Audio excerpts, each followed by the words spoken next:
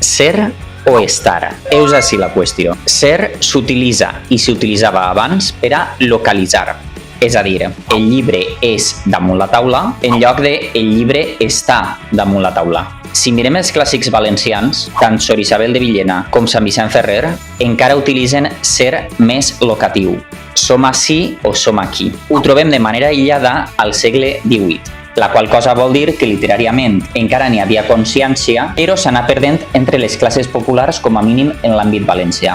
I per això en ma casa jo sempre he dit ja estic ací, en lloc de ja soc ací. No s'utilitzava solament com a locatiu, també s'utilitzava per a canvis d'estat. El xiquet és nascut, la persona és morta o aquell és boig. En el parlar de les illes i a gran part de Catalunya s'ha conservat ser més locatiu i ser amb certs usos. Per així vos deixo el mapeta. En verd no estaré i en rosa no hi seré. Pareu el vídeo i pegueu-li una miradeta.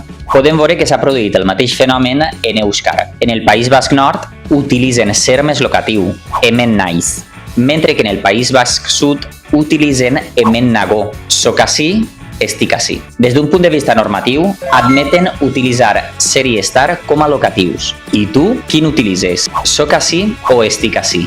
Deixeu als comentaris. Au, cacau.